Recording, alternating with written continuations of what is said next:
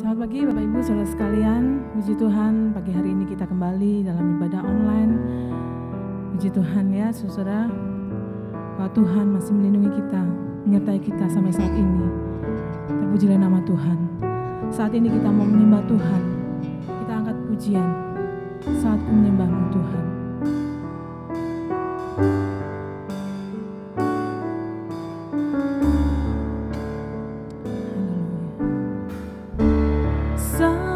Ku menyembah-Mu, Roh-Mu bekerja saat ku memuji-Mu. Kau bertahta di atas pujian.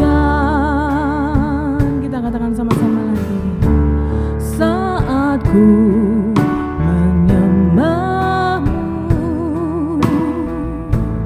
Roh-Mu bekerja saat ku memuji-Mu. Kau bertahta di atas pujian. Ku angkat hatiku, ku pandang kekudusan-Mu. Saat ku sembah, ku puji, ku rasakan kehadiran-Mu Tuhan. Terima kasih Tuhan. Saat ku menyembah-Mu, Roh-Mu bekerja saat ku memuji-Mu. Kau bertahta di atas pujian.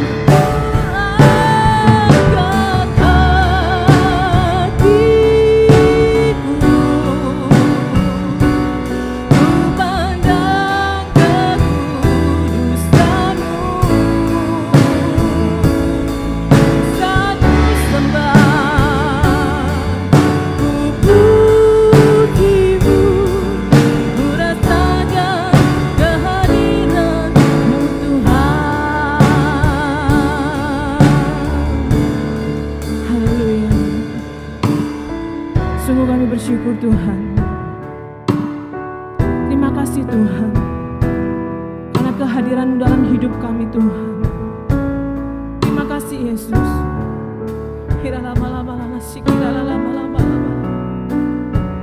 Saat kami menyembah-Mu Tuhan, saat kami angkat hati kami, angkat tangan kami Tuhan. Kami tahu Engkau bersama-sama dengan kami Tuhan.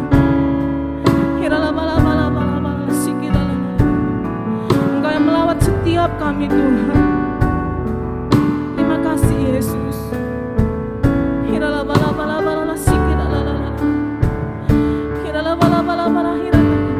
Terima kasih Tuhan.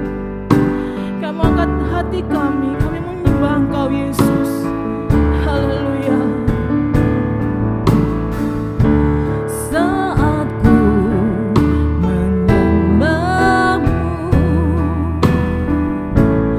Roh-Mu bekerja saat ku memuji-Mu. Kau bertahta di atas pujian.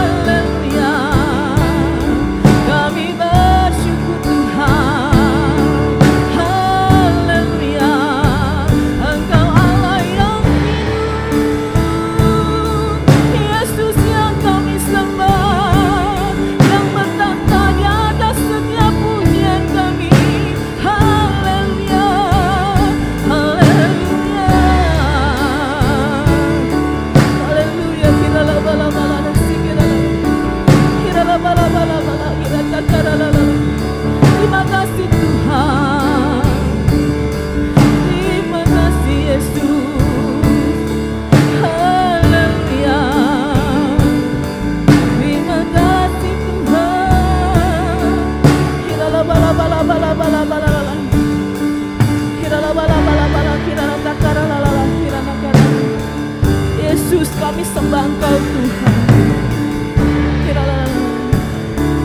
Terima kasih Tuhan. Yesus, ku sembah Kau, sujud di hadapan-Mu, keinginan dalam hidupku hanya untuk menyembah-Mu. Mari saudara kita sembah Yesus.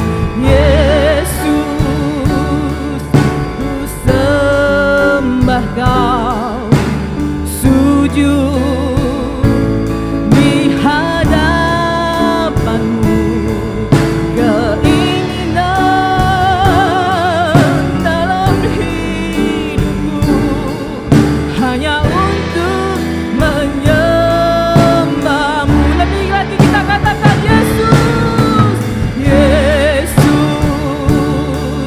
ku sembah Kau, sujud di hadapan-Mu, keinginan dalam hidupku hanya untuk menyembah-Mu.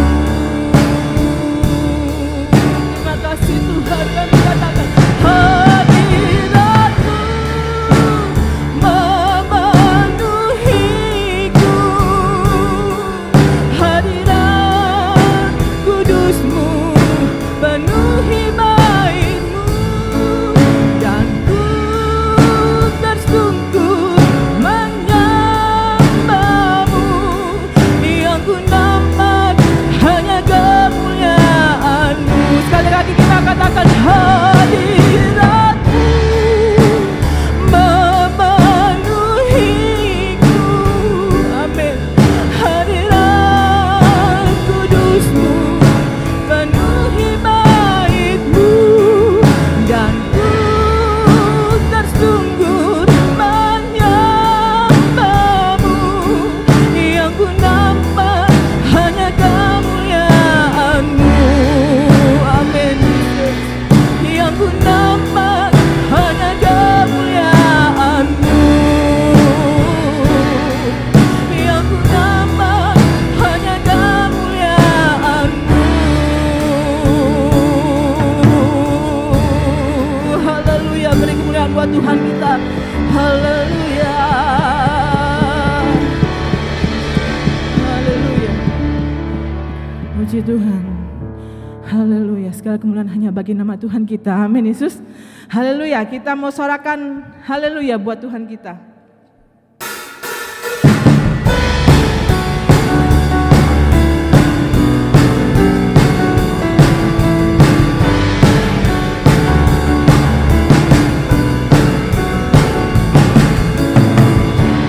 Yesus, Kau kekuatan di hidupku, takkan gentar langkahku. Kau angkat tanganku di saat ku jatuh, Kaulah sumber kuatku. Haleluya. Lembah yang kelam kan ku lewati, sebab Engkau sertaku. Sama-sama katakan, dengan imanku ku diselamatkan oleh kuasa Yesusku.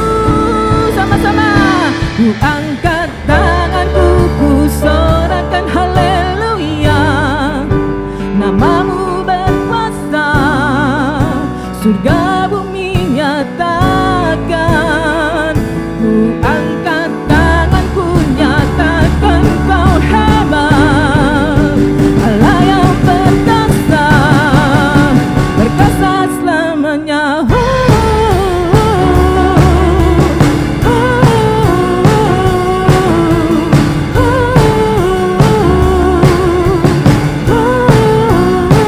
Sama-sama kita katakan Yesus. Yesus kau kekuatan di hidupku, takkan gentar langkahku. Kau angkat tanganku di saat ku jatuh, katakan kaulah sumber kuatku. Haleluya. Lembah yang gelap kan ku lewati, sebab Engkau sertaku. Dengan imanku ku diselamatkan oleh kuasa Yesusku.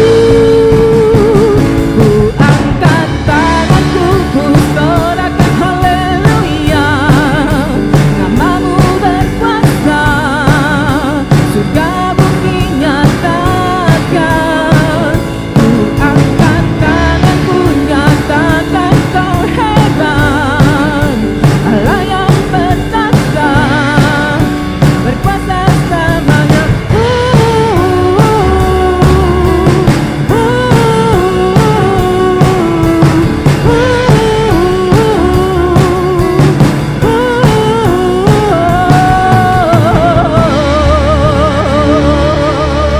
Haleluya, haleluya. Beri kemuliaan buat nama Tuhan kita Yesus Kristus.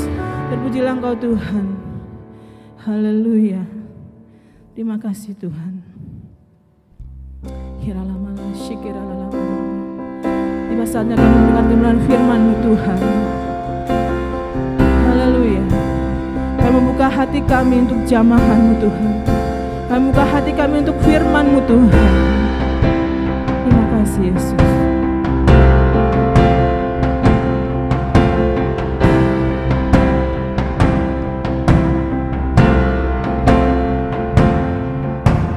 Roh-Mu yang hidup penuhiku, mengalir dalamku.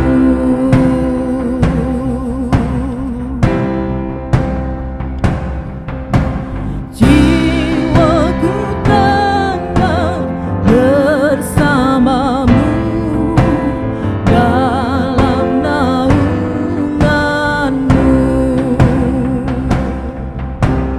Amin. Ku buka hati untuk jamahan-Mu, berserah penuh di hadirat-Mu. Kau ambil alih seluruh hidupku, di altar-Mu menyembah-Mu.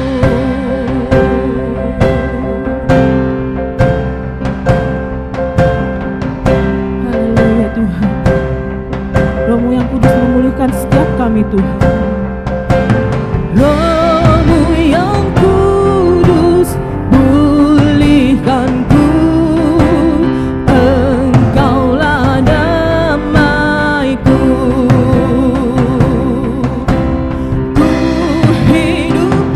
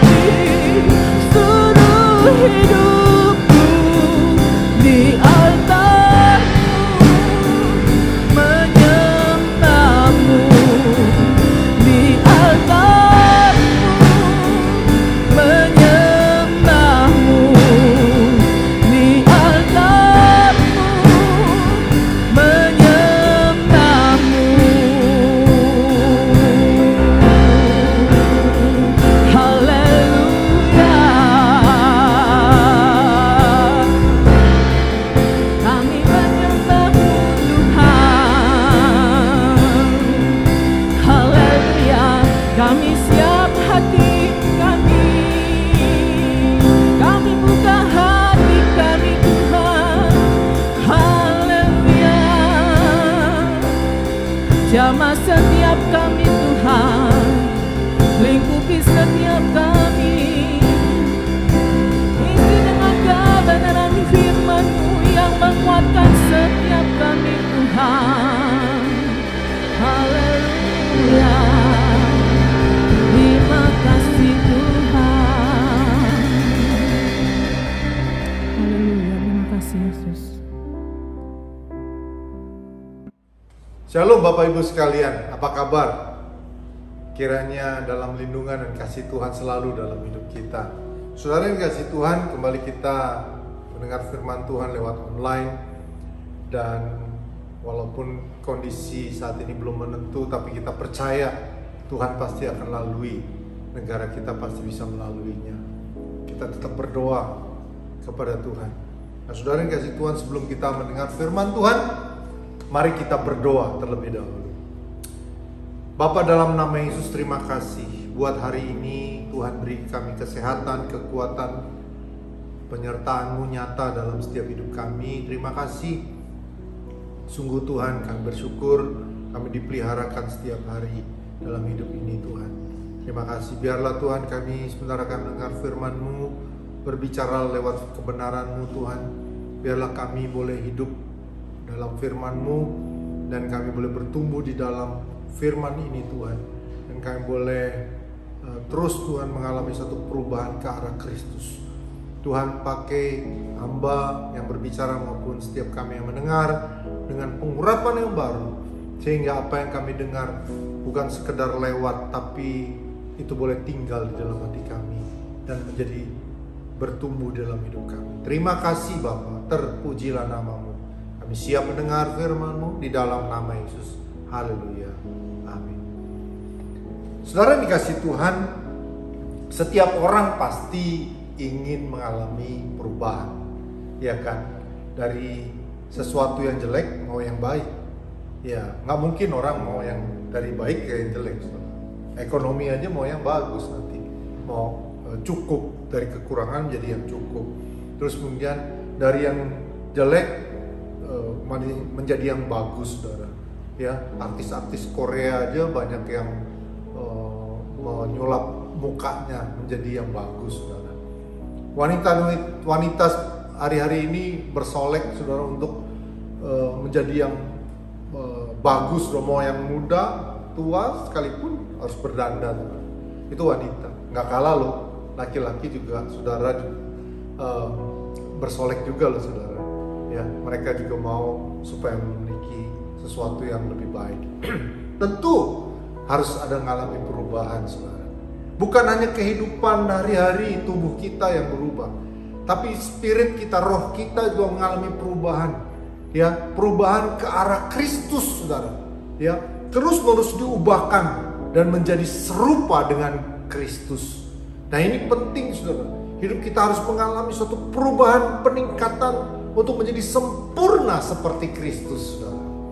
Nah, saudara dikasih Tuhan, ini gambar mengenai metamorfosa, di mana ulat berubah menjadi kepompong, terus kemudian menjadi kupu-kupu. Kupu-kupu itu cukup indah, saudara, warna-warni dan banyak dikagumi orang, saudara.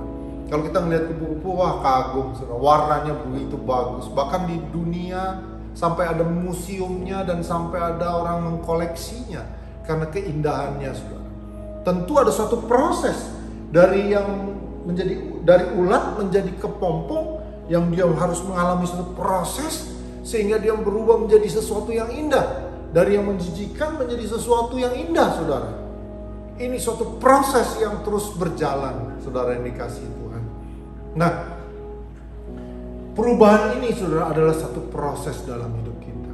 Ketika kita mau berubah ke arah Kristus, saudara, kita harus mengalami suatu proses demi proses, sehingga kita terus mengalami perubahan dan menjadi serupa dengan Kristus. Di dalam Galatia 2 ayat 19 sampai 20 dikatakan begini, sebab aku telah mati oleh hukum Taurat untuk hukum Taurat, supaya aku hidup untuk Allah. aku telah disalibkan dengan Kristus. Namun aku hidup, tetapi bukan lagi aku sendiri yang hidup, melainkan Kristus yang hidup di dalam aku. Dan hidupku yang kuhidupi sekarang di dalam daging adalah hidup oleh iman dalam Anak Allah yang telah mengasihi aku dan menyerahkan dirinya untuk aku. Paulus dengan jelas di sini mengatakan bahwa hidupnya mengalami perubahan secara total. Hidupnya Paulus mengalami perubahan secara total. Tadinya Paulus seorang pembenci, saudara. Ya, dia mengejar-ngejar orang Kristen saat itu, saudara. Dia orang yang irian, pemarah. Bahkan dia membunuh orang, saudara.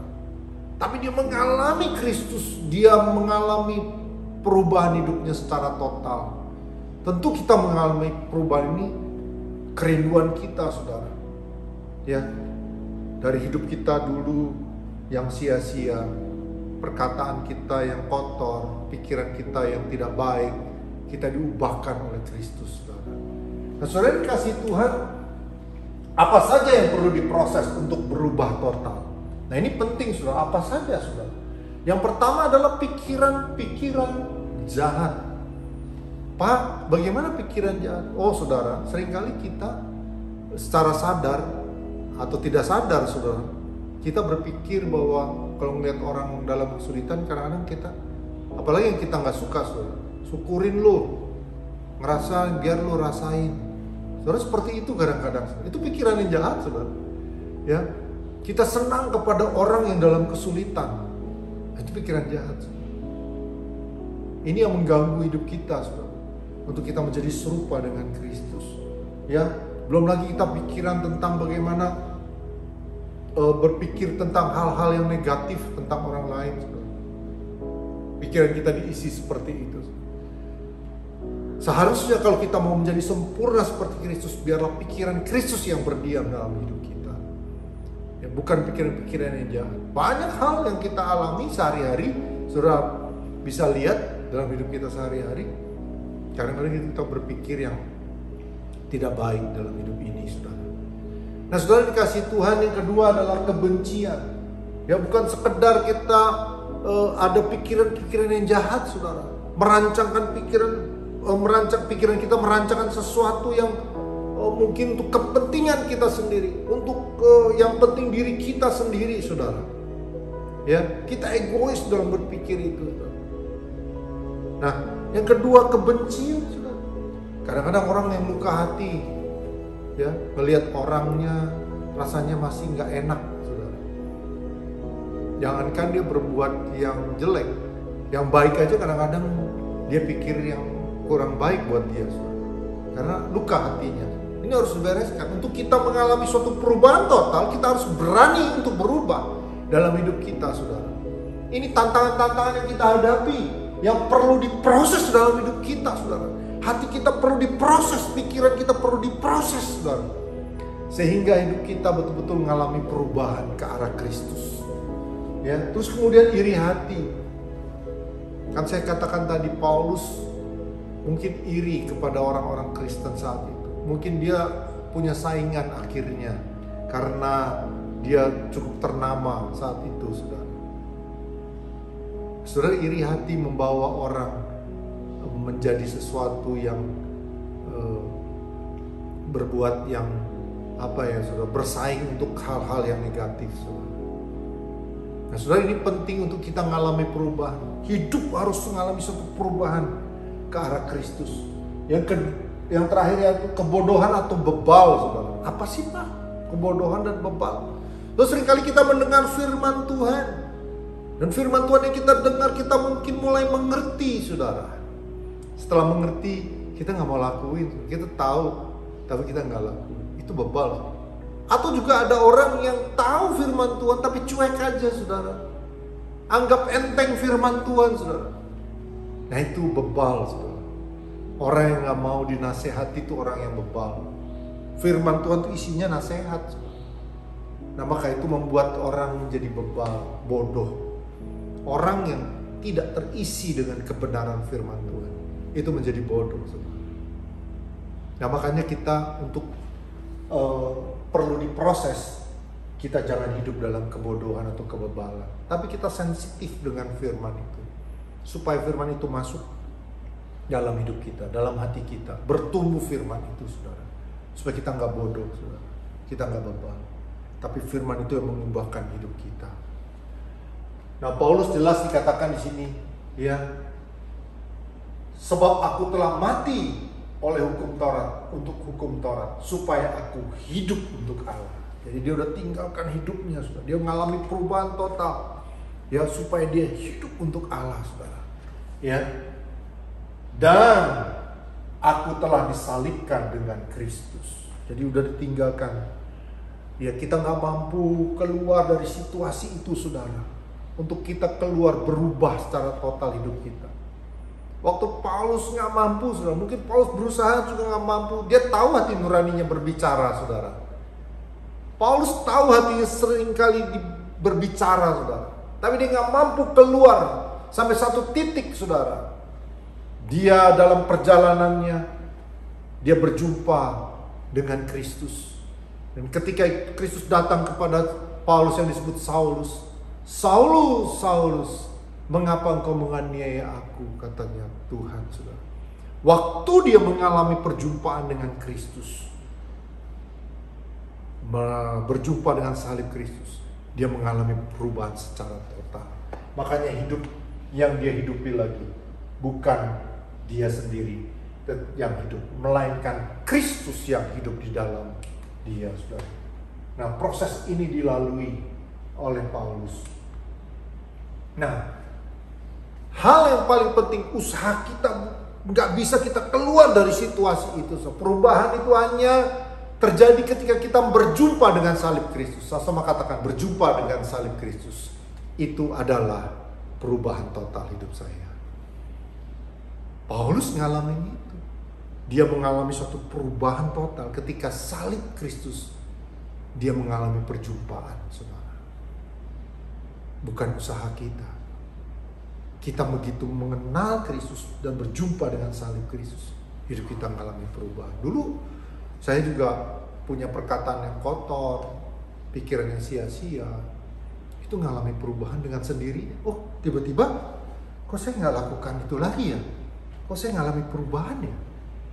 Hidup dulu kayaknya hidup sembarangan, mau curang sana, curang sini. Akhirnya mengalami perubahan sendiri. Karena saya mengalami perjumpaan dengan salib Kristus. Paulus juga mengalami perubahan hidupnya secara total, saudara, hidup itu.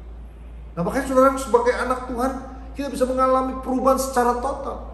Bukan aja orang Kristen yang baru, saudara, tapi orang Kristen yang lama juga harus diproses ke arah untuk dia menjadi serupa dengan Kristus, saudara. Ya, perubahan total ini penting untuk hidup kita. Berapa lama kita menjadi orang Kristen, tapi kita nggak berubah di situ. Aku masih seperti yang dulu. Wah, ya, jangan, saudara. Tapi kita harus berubah terus ke arah Kristus. Untuk berubah tadi, ya, ini yang diproses dalam hidup kita, saudara. Kita harus berani menanggalkannya, ya, perubahannya, ya, berubahnya berjumpa dengan salib Kristus. Dan Paulus sudah mengalami itu. Kita semua anak Tuhan sudah mengalami berjumpa dengan salib Kristus. Nah, saudara, apa yang dibutuhkan kita untuk berubah yang lain lagi, saudara? Selain kita berjumpa, saya rasa nggak cukup kita berjumpa sama Kristus, memang mengalami suatu perubahan, tapi habis itu misalnya dadah Tuhan, nanti bulan lagi, setahun lagi baru kita punya hubungan sama Tuhan, saudara. Itu akan mudah kita terjerat, saudara. Ya, kita harus bukan hanya sekedar kita berjumpa sama Kristus, tapi kita harus mengalami suatu proses pengenalan akan Tuhan, saudara. Ya, ketika kita berjumpa sama seseorang, saudara, dan kita kan harus kenal, saudara. Dan kalau seorang yang mau menikah, saudara, kan nggak mungkin dia datang ketemu di pasar, halo, kita nikah yuk, terus nikah, selesai, dia harus hidup, saudara. Ya, dia nggak kenal, saudara, berapa nanti hidupnya, ya? Atau ketemu di jalan, halo, nikah yuk, gitu, aduh, repot, saudara. Ya, harus ada suatu proses pengenalan. Ya, butuh waktu untuk proses pengenalan. Nggak mungkin ujuk-ujuk atau tiba-tiba dia menikah, saudara. Itu aja kalau habis menikah ada suatu proses lagi. Sudah menikah, saudara, ada proses pengenalan lagi, saudara, dalam keluarga. Nah, saudara dikasih Tuhan, ya, bukan sekedar kita berjumpa sama Tuhan, tapi proses pengenalan akan Tuhan. Sama-sama katakan proses pengenalan akan Tuhan. Harus ada. Apa aja proses pengenalan akan Tuhan? Yaitu bersekutu setiap hari. Kita harus bersekutu setiap hari, saudara. Gak sekedar kita cuma menjadi orang Kristen. Untuk kita mengalami perubahan, kita butuh bersekutu dengan Tuhan. Saudara, contoh begini. Saudara punya keluarga, papa, mama, anak-anak sekalian. Gak pernah ngobrol, ketemu cuman satu waktu, cuman hey halo gitu, terus masuk kamar masing-masing. Terus halo, terus pergi satu sama lain, saudara. Kira-kira kenal gak, saudara? Saya rasa nggak bisa kenal, saudara. Nggak ada persekutuan. Harusnya kan kumpul, ngobrol, cerita, bersenda gurau, sharing satu sama lain. Itu baru kenal, saudara. Itu aja kadang-kadang orang gagal untuk mengenal, saudara. Ya. Nah, saudara, ini butuh satu proses untuk kita boleh mengalami pengenalan, saudara. Yaitu bersekutu, berkomunikasi, saudara. Membangun suatu hubungan sama Tuhan, saudara. Itu yang membuat kita mengenal akan Tuhan. Kalau kita mengenal akan Tuhan, kita akan mengalami suatu perubahan seperti Kristus, saudara. Ya kan? Kalau kita ketemu orang tiap hari, kita akan sama seperti yang kita ikuti, saudara. Terus proses ini, saudara. Ya. Jadi butuh bersekutu setiap hari. Yang kedua yaitu memiliki waktu bersama dengan Tuhan. Ya, bersekutu bersama-sama, terus miliki waktu. Hari-hari ini lagi ngetren disebut punya quality time atau waktu yang berkualitas, saudara. Berjumpa dengan waktu yang berkualitas, bukan asal-asalan. Sama dengan Tuhan juga kita mesti punya waktu yang berkualitas. Ya, jangan asal-asalan aja. Tapi kita punya waktu yang berkualitas sama Tuhan.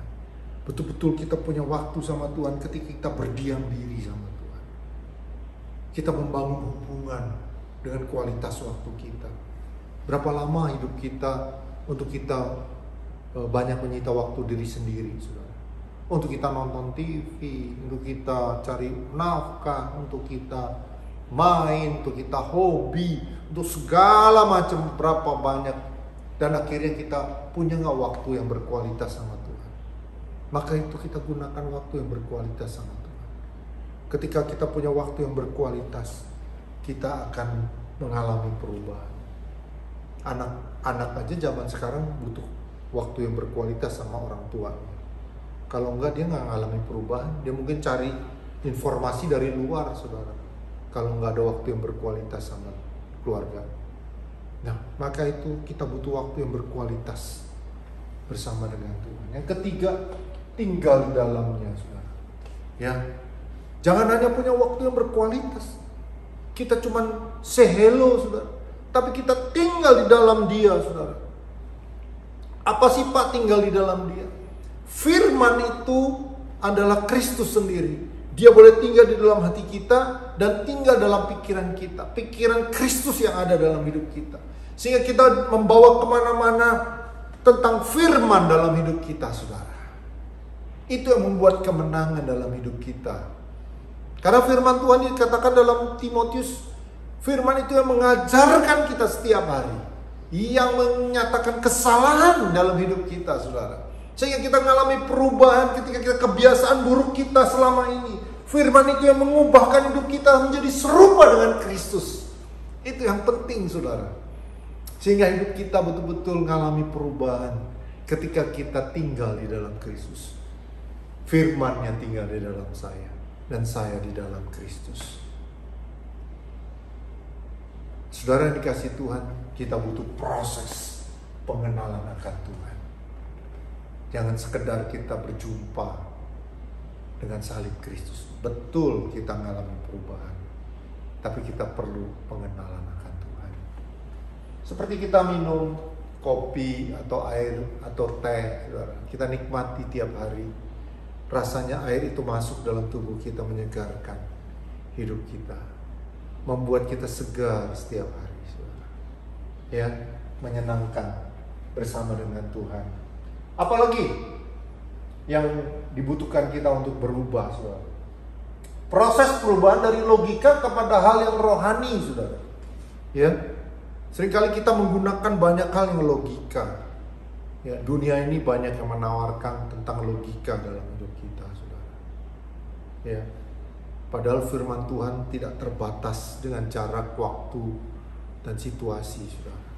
Seringkali kita membatasi Tuhan bekerja lewat otak kita, pikiran kita. Kita nggak sensitif dengan suara Tuhan.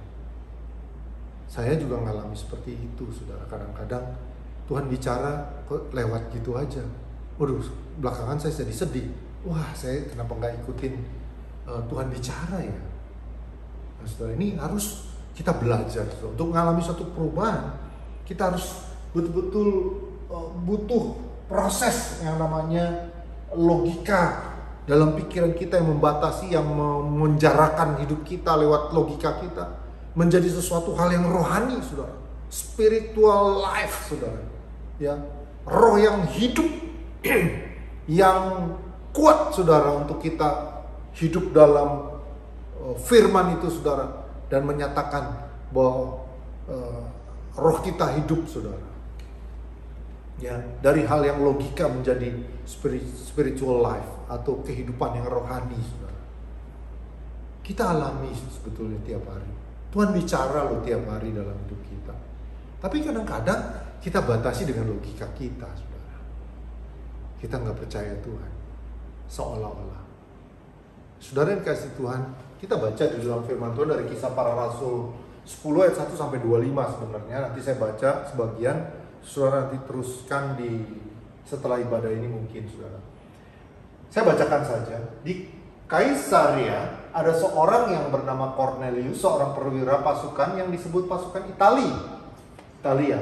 Ia saleh, ia serta seisi rumahnya takut akan Allah, dan ia memberi banyak sedekah kepada umat Yahudi dan senantiasa berdoa kepada Allah. Dalam satu penglihatan kira-kira jam 3 petang, jelas tampak kepadanya seorang malaikat Allah masuk ke rumahnya dan berkata kepadanya, "Cornelius." Ia menatap malaikat itu dan dengan takut ia berkata, "Ada apa Tuhan?" Jawab malaikat itu, "Semua doamu dan sedekahmu telah naik ke hadirat Allah, dan Allah mengingat engkau. Dan sekarang suruhlah beberapa orang ke Yope untuk menjemput seorang yang bernama Simon dan yang disebut Petrus." Kemudian ayat 6, ia menumpang di rumah seorang penyamak kulit yang bernama Simon yang tinggal di tepi laut. Setelah malaikat yang berbicara kepada itu meninggalkan dia, dipanggilnya 2 orang hambanya beserta seorang prajurit yang saleh dari orang-orang yang selalu bersama-sama dengan dia. Dan sudah ia menjelaskan segala sesuatu kepada mereka, ia menyuruh mereka ke Yope. Keesokan harinya ketika ketiga orang itu berada dalam perjalanan dan sudah dekat kota Yope, kira-kira pukul 12 tengah hari, naiklah Petrus ke atas rumah untuk berdoa. Ia merasa lapar dan ingin makan. Tetapi sementara makanan disediakan, tiba-tiba rohnya diliputi kuasa ilahi. Tampak olehnya langit terbuka dan turunlah suatu benda berbentuk kain lebar yang bergantung pada keempat sudutnya, yang diturunkan ke tanah. Di dalamnya terdapat berbagai jenis binatang berkaki 4, binatang menjalar dan burung. Kedengaranlah olehnya suatu suara yang berkata, "Bangunlah hai Petrus, sembelilah dan makanlah." Nah, saudara dikasih Tuhan, jelas ini ada satu cerita, bukan cerita sebetulnya. Ini suatu kisah di mana Petrus berjumpa dengan Cornelius. Cornelius adalah seorang perwira tinggi, orang Italia, saudara. Nah, Cornelius itu perwira loh, saudara. Tuhan bisa bicara dengan dia secara logika. Kalau dia dipenjarakan dengan pikiran yang logika, dia memang orang yang saleh dan takut akan Allah, saudara. Tapi nggak cukup sebelum dia berjumpa dengan salib Kristus, saudara. Ya, nah saudara, waktu dia mengalami perjumpaan waktu dia kedatangan malaikat Tuhan Dan dia harus berjumpa kepada seorang yang namanya Petrus, saudara. Apa yang terjadi? Secara logika dia mungkin gak mau. Ngapain orang Yahudi mau berjumpa dengan saya? Logikanya gak ada. Tapi Tuhan berbicara saat itu, saudara. Dan Tuhan menyuruh dia untuk berjumpa kepada yang namanya Petrus, saudara. Kalau dengan logika seringkali kita hitung-hitungan, saudara. Tapi kalau Tuhan berbicara, biarlah logika itu menjadi spiritual life. Ya, roh kita yang menjadi hal yang rohani dalam hidup kita, saudara. Kita turuti Tuhan yang mau bekerja. Jangan takut, saudara. Kita peka harus sama Tuhan, ya, dalam hidup kita. Nah, saudara, akhirnya dia mau memutuskan. Dia seorang petobat yang baru, saudara. Ketika itu Tuhan bisa bicara, saudara. Artinya apa? Perubahan bukan sekedar kepada orang yang baru bertobat aja. Ini lihat, yang satu lagi adalah Petrus. Petrus juga didatangi oleh malaikat Tuhan lewat penglihatan. Ketika itu kain turun dari atas, di situ ada banyak makanan, binatang menjalar dan berkaki 4, saudara. Yang kebiasaan orang Yahudi itu merupakan makanan yang najis, saudara, yang haram. Tapi Petrus diperhadapkan dengan itu dan dia mau taat, saudara. Logikanya kan begini, kalau dia mau pakai logika. Tuhan, kau berbicara sama saya, kan saya memang dikhususkan untuk orang Yahudi. Selama ini dia memang ke orang Yahudi aja, saudara. Dia gak mau ke orang luar. Tapi saat itu Tuhan bicara kepada Petrus. Cara logika gak masuk, saudara. Dia mau melayani orang yang bukan Yahudi. Mungkin dia berkata, Tuhan, ini bukan buat saya pasti, Tuhan. Ini salah, Tuhan, salah. Buat orang lain. Tapi Tuhan berbicara lain dan Petrus taat, walaupun bukan dalam logikanya dia, saudara, tapi hal yang rohani, sehingga dia boleh berjumpa, singkat cerita, dengan Cornelius. Mungkin saat itu dia ceritakan tentang pribadi Kristus. Selama ini mungkin si Cornelius tidak mengenal Kristus, dia cuma taat kepada Tuhan dan dia orang yang saleh, saudara. Dan saat itu dia mengalami, maka itu seorang perwira Italia ini orang pertama menjadi orang yang menjadi Kristen, saudara. Dia percaya Kristus. Saudara, coba kalau dia nggak taat dengan logikanya, kira-kira terjadi apa, saudara? Mungkin banyak hal berbeda ceritanya, saudara. Tapi lewat ini semua kekristenan boleh berkembang, saudara. Kristus diceritakan, kebaikan, kabar baik itu diceritakan kepada banyak orang. Bagaimana Kristus hidup dalam hidup setiap kita, saudara. Nah, saudara, ini kasih Tuhan, logika kadang-kadang itu memenjarakan kita, saudara. Sehingga apa yang kita mau lakukan secara spiritual, ya, kita nggak mengalami perubahan. Tapi kalau kita punya hubungan sama Tuhan, ya, logika kita lepaskan, saudara, sehingga spiritual kita latih untuk kita menjadi serupa dengan Kristus, karena kita sering mendengar suara Tuhan. Nah, saudara dikasih Tuhan, seringkali kita juga hitung-hitungan, ya, nggak dengan logika kita. Wah, uang saya nggak cukup nih untuk tiap bulanan, nggak mungkin lah saya perpuluhan. Tekor istilahnya, saudara. Waktu ini kesaksian, waktu kami baru menikah, saudara, kami sama istri pertama-tama kerja, terus kemudian istri mulai berhenti kerja, saudara, karena hamil, saudara. Terus kemudian kami hitung gak cukup, saudara. Kalau gajian dipotong langsung per puluhan tuh seolah-olah gak cukup. Tapi kami harus berani hal-hal yang logika menjadi hal yang rohani. Kami bilang, ayo kita bayar per puluhan. Nah, saudara, akhirnya kami berani untuk melakukan itu. Dan luar biasa Tuhan cukupkan tuh. Bahkan berkelimpahan kita diberikan. Lama-kelamaan kita naik, saudara. Ya, dengan berkat-berkat Tuhan. Kadang logika membatasi pikiran kita, saudara. Apapun persoalanmu yang membuat logika kita nggak masuk akal, belum tentu Tuhan itu jauh lebih dari logika kita, saudara.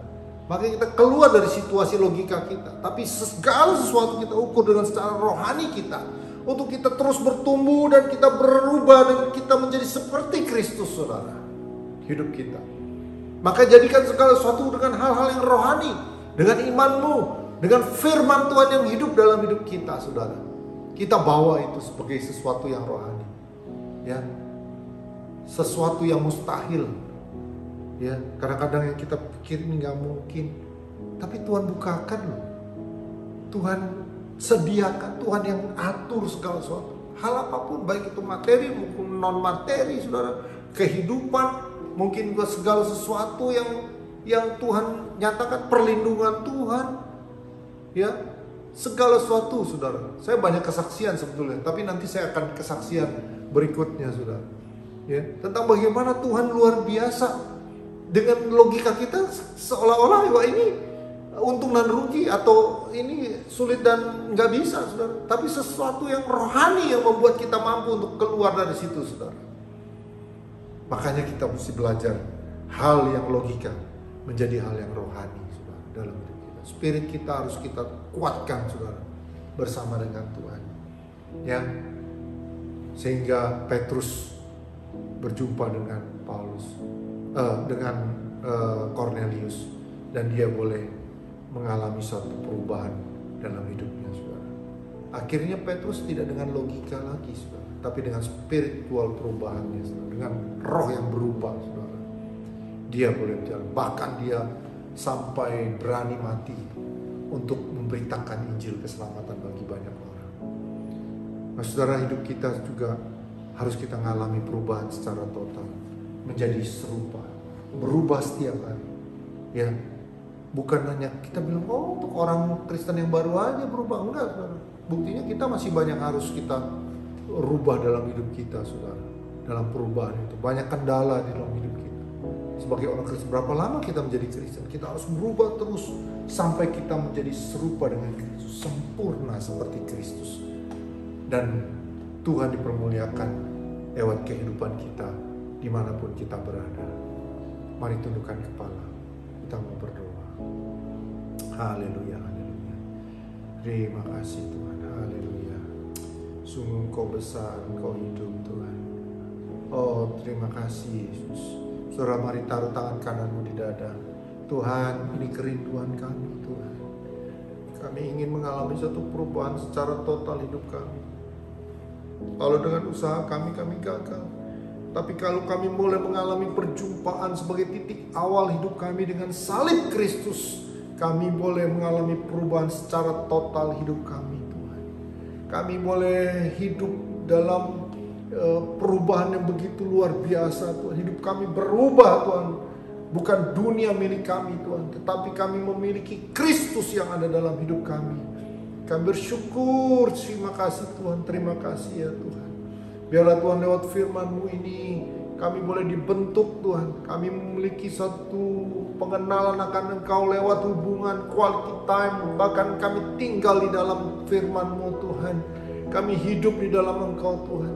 Biarlah setiap pikiran kami bukan logika yang berjalan, tetapi spiritual life kami, Tuhan. Hidup kami betul-betul, Tuhan, bahwa betul-betul kami bangun secara rohani hidup kami, baik untuk keluarga kami, anak-anak kami, orang tua kami, kemanapun kami ada, Tuhan. Biarlah kami hitung semua dengan secara rohani, Tuhan, bukan dengan logika kami, Tuhan. Karena kami tahu Engkau tidak punya batas apapun, Tuhan, yang mustahil menjadi hal-hal yang boleh terjadi ya Tuhan. Terima kasih Bapa, terima kasih. Kami berkati setiap jemaat-Mu yang hadir atau yang mendengar firman-Mu ini, Tuhan.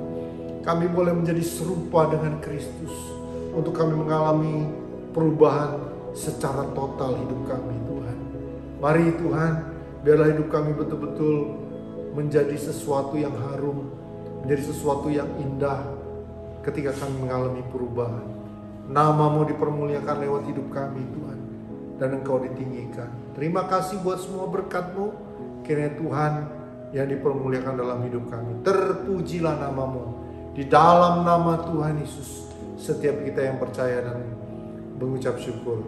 Haleluya. Amin. Saudara dikasih Tuhan, sebentar nanti kita akan masuk dalam perjamuan kudus. Kita akan makan roti dan anggur, yang adalah roti dan adalah tubuh dan darah Kristus, dan kita boleh merenungkan salib Kristus sehingga hidup kita betul-betul berjumpa secara pribadi dengan salib Kristus. Dan kiranya Tuhan memberkati kehidupan kita sekalian. Jangan lupa jaga kesehatan dan protokol kesehatan yang baik. Dan berdoa jangan lupa setiap hari. Tuhan Yesus memberkati. Amin.